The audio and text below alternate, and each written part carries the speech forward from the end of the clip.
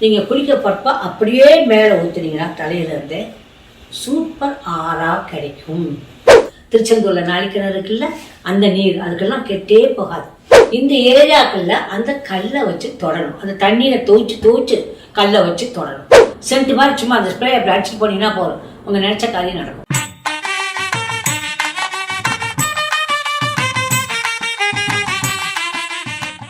குருச்சரணம். இதை பார்த்துட்டு இருக்க எனது அன்பான அறிவான செல்லங்கள் எல்லாரும் எல்லா வளங்களும் பெற்று நெடுவெளி வாழணும்னு நம்ம வேண்டிக்கிறேன். இன்னைக்கு சக்தியான நீர் அப்படிங்கிறத பற்றி பேசும். அது என்ன, நீர்னாலே எல்லாம் சக்தி தான். நான் தாளோட தண்ணி குடிக்கலன்னா நம்ம கோயிந்தான். ஆனால் முக்கியமாக நம்ம நீரெல்லாம் வச்சு என்ன பண்ணலாம், எந்த நீர்லாம் என்னென்ன பண்ண போகிறோம் அப்படின்னு பார்க்கலாம். இந்த சக்தியான நீர் அப்படின்னு எடுத்துக்கிட்டிங்கன்னா நம்ம வைகை, கங்கை, காவேரி, கோதாவரி, கிருஷ்ணா நதி இதெல்லாம் சொல்லலாம். ஆனால் உங்களுக்கு இன்னும் ஒன்று இருக்குது, அது ஈஸியாக கிடைக்கக்கூடியது. என்னதுன்னா மழை நீர். இந்த மழை நீரை நீங்கள் என்ன பண்ண போகிறீங்க? மழை நீரின் சக்தின்னு அதை வச்சுக்கோங்களேன். இந்த மழை நீரை என்ன பண்ணலாம் அப்படின்னு நீங்கள் பார்க்கணும். முதல்ல மழை நீரை நீட்டாக பாத்திரங்களில் பிடிச்சு கொஞ்சம் அதை என்ன பண்ணணும், சேமித்து வச்சுக்கணும். மழை நீர் ஒரு காலம் கெட்டு போகாது. நான் எத்தனையோ வருஷத்துக்கு முன்னால் பிடிச்ச மழை நீர்லாம் பெரிய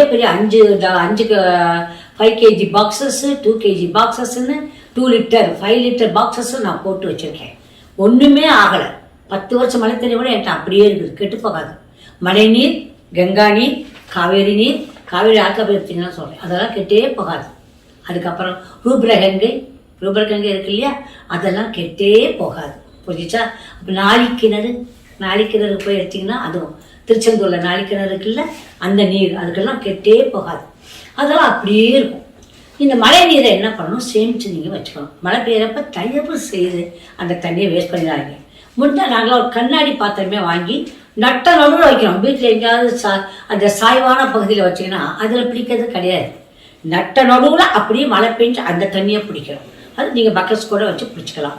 பட் டைரெக்டாக மழை தண்ணியை பிடிக்கணும். அது ரொம்ப ரொம்ப முக்கியம். பாயிண்ட் 1.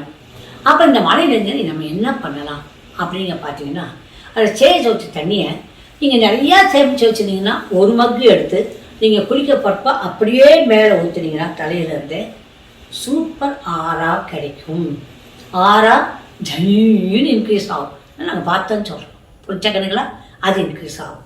சரி, அப்படி இல்லை நாங்கள் அவ்வளோக்கெல்லாம் தண்ணி சேர்க்கல, ஏதோ 2 லிட்டர் வச்சுருக்கோம். 1 ஸ்பூன் எடுங்கப்பா, இல்லாட்டா ஒரு 10 ml, ஒரு காட்டன் அதை எடுத்து நீங்கள் குளிக்கிற தண்ணியில் ஊற்றிக்கோங்க. ஊற்றிட்டு குளிங்க, சரிதானா? இல்லை அது என்ன பண்ணுங்க, அப்படியே இப்படி பிடிச்சி இப்படி தெளிச்சிட்டு பண்ணிக்கோங்க. நீங்கள் பூஜை பண்ணுறீங்க, அப்போ இந்த தண்ணியை நம்ம உதவியில் தண்ணி வச்சுப்போம்ல, அதில் இதில் ஒரு சிரிஞ்சு கூட எடுத்துக்கோங்க. 1 ml அதை எடுத்து ஊற்றிக்கோங்க. ஊற்றிக்கிட்டு அதை நீங்கள் பூஜைக்கு வச்சுக்கோங்க, ஒரே ஒரு துளசி மட்டும் போட்டு. அதே மாதிரி இது என்ன பண்ணலாங்க, என்னன்னைக்கெல்லாம் இப்படிலாம் இந்த தண்ணியை வச்சு நம்ம குளிக்கலான்னு பார்த்துக்கிட்டிங்கன்னா, உங்களுடைய பிறந்த நாள், உங்கள் பிறந்த நாள் என்னைக்கா, நான் வியாழக்கிழமை பிறந்தனா வியாழக்கிழமை எல்லா வியாழக்கிழமையும் நீங்கள் பிறந்த நாள். உங்கள் டேட் ஆஃப் பர்த் வருது இல்லையா, அது ஒரு பிறந்த நாள். உங்கள் குசா எண் வருது இல்லை, அது ஒரு நாள். பௌர்ணமி, அமாவாசை, அதுக்கப்புறம் ஏகாதசி, இந்த மாதிரி நல்ல நாட்கள் வருது இல்லையா, அம்மா சொல்கிறல இந்த நாளில் தீச்சு வாங்கிக்கோங்கன்னு, அந்த மாதிரி நாட்கள் எல்லாம் இந்த தண்ணியில் நீங்கள் குளிக்கலாம். நல்லா ஒழுங்காக அதை சேமிக்கப்பட்டிருந்தால் ஒரு டிராப் எடுத்து அப்படி இந்த இடத்துல வச்சுட்டாலே போதும். ஒரே ஒரு டிராப் தான் தொடச்சிடலாம். கொஞ்சிச்சா? அது 1. 2வது, மயில் இறகு இருந்துச்சுன்னா அதில் இது ஒரு கண்ணாடி கிளாஸில் இந்த தண்ணியை எடுத்துக்கணும். எடுத்துட்டு அந்த மயில் இறக்கு அது மேலே வச்சு அப்படி இங்கே பாருங்க, அப்படியே தொடச்சிட்டு வரணும். காலிலேருந்து பாதம் வரைக்கும் பண்ணுங்க. அதில் ஆறா கம்ப்ளீட்டாக கிளென்ஸ் ஆகும். கொஞ்சிச்சா? அது ரொம்பவே அழகாக கிளென்ஸ் ஆகும். அப்படி இல்லைன்னா கழுகு இறகு கிடைத்தினால் அதை வச்சு பண்ணிக்கலாம். உங்களுக்கு ஒரு கிறிஸ்டல் இருக்குன்னு வச்சுக்கோங்க, ஏதாவது ஒரு கிறிஸ்டல், அந்த கிறிஸ்டலை அந்த தண்ணியில் போட்டுட்டு அதை கமாண்ட் பண்ணணும், எனக்கு இதெல்லாம் கொடுங்க அப்படின்னு. அப்புறம் அந்த தண்ணியை அந்த கிறிஸ்டலில் தொட்டு 1 2 3 4 5 6 7 8 9 அந்த 7லேயே வச்சுட்டு முட்டு 2லேயே வைக்கணும். இந்த கிட்னி சைட் இங்கே 2லேயே வைக்கணும். இந்த இடத்துல இதுக்கு இந்த பஸ்ஸுக்கு இங்கே, அப்புறம் இங்கே இங்கே ஏதாவது இது ஸ்ப்ளீன், இது லிவர். இந்த ஏரியாக்கள்ல அந்த கல்லை வச்சு தொடணும். அந்த தண்ணீரை துவைச்சு கல்லை வச்சு தொடணும். இதை பண்ணிட்டீங்கன்னா நிச்சயமாக உங்களுக்கு என்ன கிடைக்கும்? ஆரா எக்ஸ்பான்ஷன் கிடைக்கும். புரிஞ்சுச்சா? சரி, இந்த மழை தண்ணியோட நான் கங்கை தண்ணி வச்சிருக்கேன், காவேரி தண்ணி வச்சிருக்கேன், இன்னும் எங்க கிராம நான் இப்போ கிட்டத்தட்ட ஒரு 500 தண்ணி வச்சிருப்பேன். அதெல்லாம் கலந்து வச்சிருப்பேன். அதையும் நீங்க என்ன பண்ணலாம், கொஞ்சம் கொஞ்சம் கொஞ்சம் கொஞ்சம் கலந்துட்டு அதை என்ன பண்ணலாம், ஸ்ப்ரே பாட்டில்ஸ் இருக்கு இல்லையா, அந்த ஸ்ப்ரே வச்சுட்டு எங்கேயா முக்கியமான காரியம் போறப்ப சல்னு அடிச்சு போயிடலாம். ஸ்ப்ரே பண்ணிட்டீங்கனாலே போதும்.